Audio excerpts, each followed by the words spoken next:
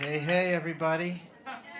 It's good to see you. I try to be very appreciative of all the audiences now, after all we've been through.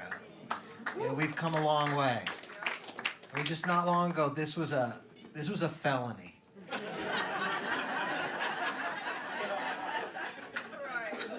So things are getting better.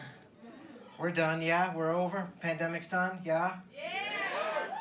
All right. Yeah, about a third of you. Yeah. A couple of you were like, "Go away. Don't curse it." It's just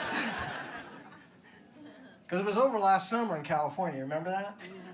Remember that June 15th? It was done. They were like, "We're done." We're all like, "Get rid of the masks. No mandates. We're free."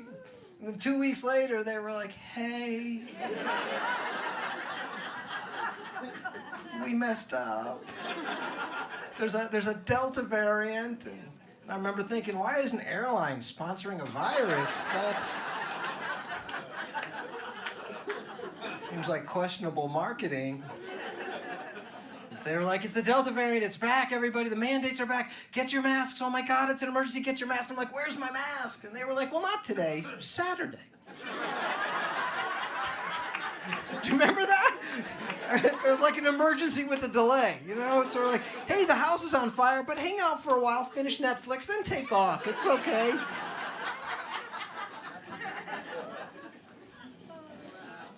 It's so ridiculous. I remember I wasn't like one of the people that was prepared for the pandemic. Like, it kind of snuck up on. I remember when it came real for me, it was the first time I was in a supermarket. Yeah, and there were empty shelves.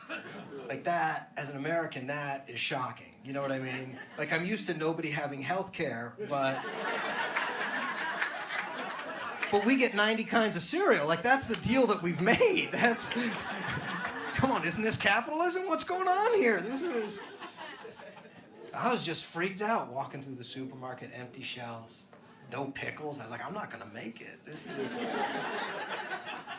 I'm a Jew. I need a gherkin. This isn't going to be good. At the end, I'm just buying what's left because what else am I going to do? I'm checking out. I realize I got 20 pounds of onions, 7 sponges, and a gallon of low-calorie barbecue sauce. This is a rough start. And I was freaked out. I remember calling my friend, and I was like, "This is bad. They're out of stock. Like, I'm about an hour away from eating relish with a spoon. This is scary." And she had no sympathy. She's like, "Dave, I work in the hospital in the emergency room. We're out of basic medical supplies." Right. Way to make it all about you. It's just...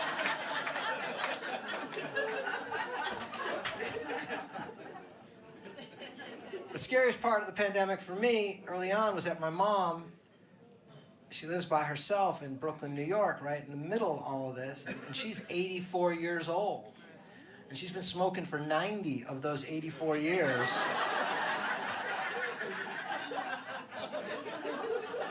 I remember calling her up, and I was like, "Mom, how you doing?" And she's just,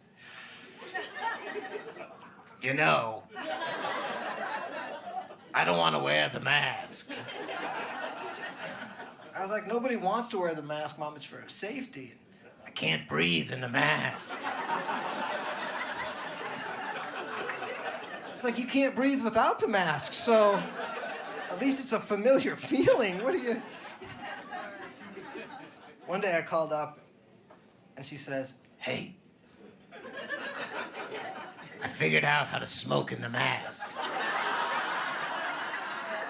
I was like, I don't think that's the right goal, that's just...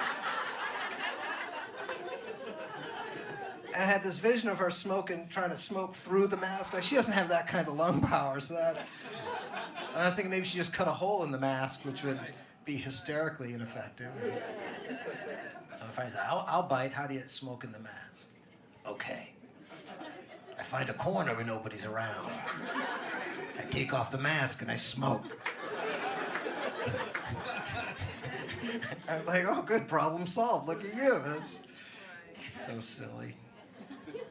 And then she didn't want to get the vaccine. She was scared. I was like, "I'm waiting for the one shot. I don't want to schlep twice." And finally, I realized that she was scared and didn't want to do it, so I had to fly to New York to take her to get vaccinated. And I don't know if anybody flew during the pandemic, but it was nice.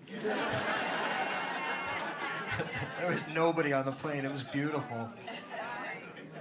And here's the thing, in New York, cigarettes are like $20 a pack.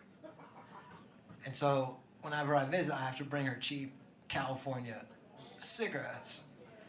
And so I get there, I haven't seen her in the whole thing. I'm so happy. I give her a big hug, and like a minute in, she's like, "Hey, did you bring the smokes?" Yeah, I got your smokes. "Oh, you're the best son in the world." Am I?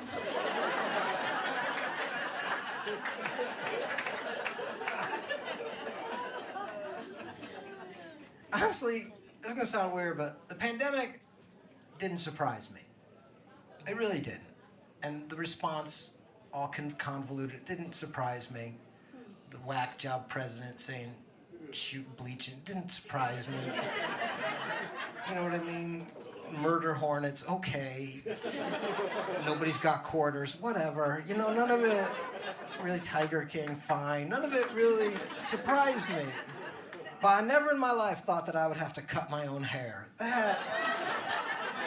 That messed me up, you know, because that's not my skill set, and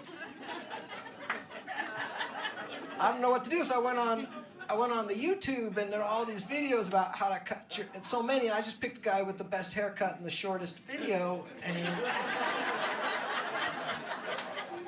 he was very convincing. He said, "There's really only 3 things to cutting your own hair. First, go slow." Okay, of course. Cut less, not more. Can't put it back. Duh.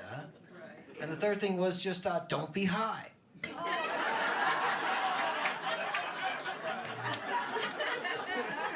Turns out you can pull it off with 2 out of 3. So.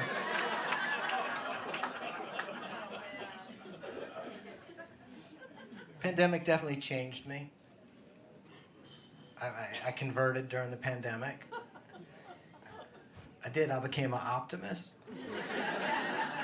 Yeah, listen, as a pessimist, I got so tired of being right.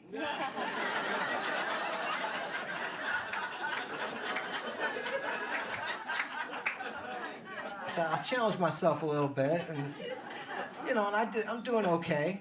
Like, you know, I see the glass is half full. It's not. It's not the easiest road, but I'm getting there. Did you guys hear about the huge ice chunk that melted 460 square mile, melted off of the coldest part of Antarctica? So depressing, you know? You know, it really is. I mean, the coral reefs are dying, and wildfires and hurricanes. And sometimes I just think, you know, imagine how screwed we'd be if global warming was real.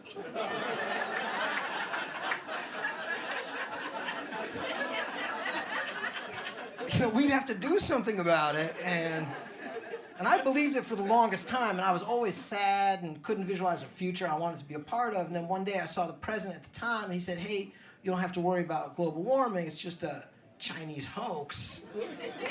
And I felt so much better. That was the last day I ever recycled. I'm out. It really was like a cloud of carbon parted and the sun shined in, and you know, I was gonna get solar, and instead I said, screw that, I got myself a home fracking kit. Yeah, make my own propane, it's nice, it is. I was driving a Prius, and that's a miserable experience, and people hate you, and I realized it was a guilt purchase, so I got rid of it. I got myself a 1972 Chevy Suburban.